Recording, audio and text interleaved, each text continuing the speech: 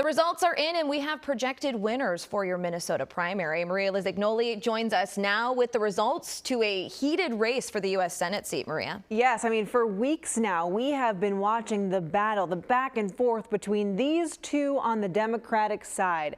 From the campaign ads to endorsed debates and debacles, it's been a race to watch. But this morning, we know Lieutenant Governor Peggy Flanagan beat Representative Angie Craig. Flanagan getting 59% of the vote.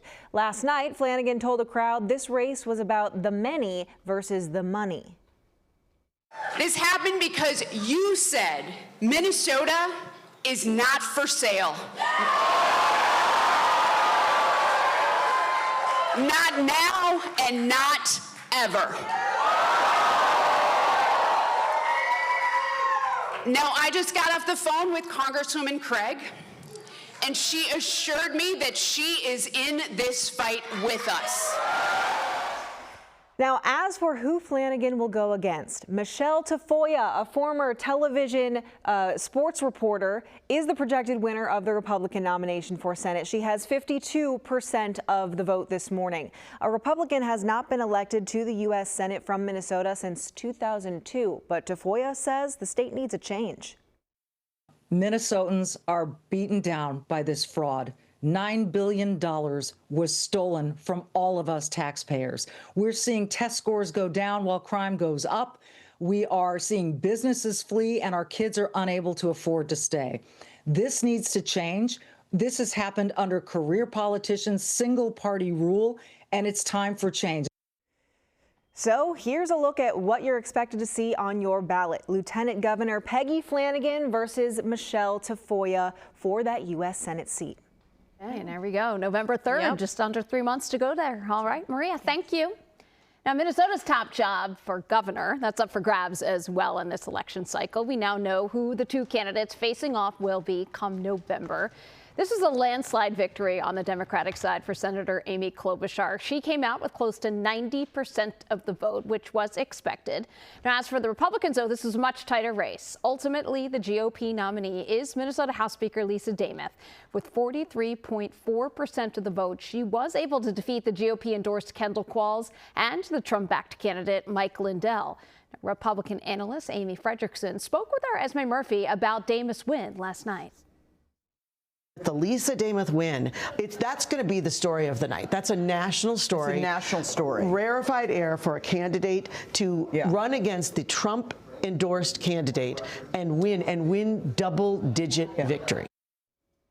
So November's general election is expected to make history, as Minnesota is all but guaranteed to have its first female governor, with both major parties having women as their nominees.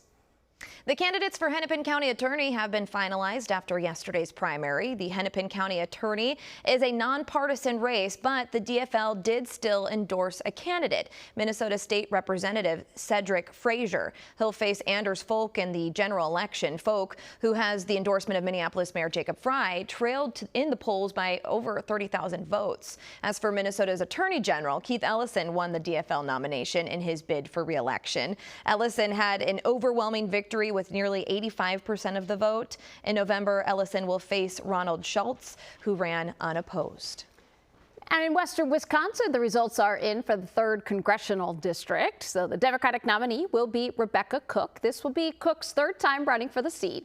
In 2024, she lost by less than 3 percentage points to Representative Derek Van Orden. Now, he ran unopposed in the primary. Now the two will face off once again in November. We're going to continue to bring you the latest election coverage all day on WCCO and streaming on CBS News Minnesota. For a full list of results, visit WCCO.com/results. In other news this morning, a judge has dismissed a lawsuit against Minneapolis Public Schools. Now, this suit filed by the Justice Department's Civil Rights Division. The lawsuit alleges that the district violated Title VII by discriminating against teachers based on race, gender, and national origin. This is according to court records.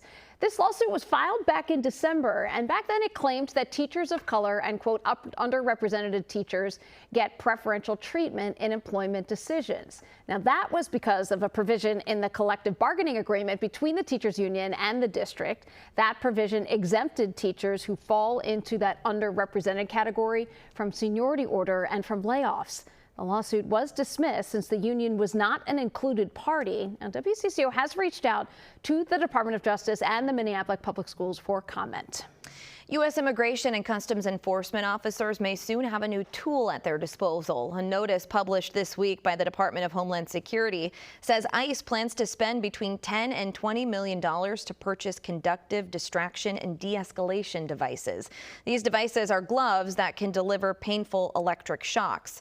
The company who makes them says the devices function as a normal pair of patrol gloves until officers press a switch to activate their electrical mode. They've been used in recent years by some jails and police departments. In Western Colombia, the search continues for survivors following Monday's powerful earthquake. Nearly 200 deaths so far have been confirmed, but that number is expected to rise. Still, there have been glimmers of hope. Yesterday, several survivors were pulled from the rubble, including a baby and a small kitten. This is a 7.4 magnitude quake. It was the most powerful to strike the country in decades. And in Puerto Rico, a devastating drought is causing water shortage, which is disrupting the daily life there. Residents gathered at community wells and water distribution points this week as the drought and government rationing program has left thousands of households without enough water. The government is forcing tens of thousands of residents to go without running water for up to 48 hours at a time. These measures are expected to remain in place at least through the end of the month.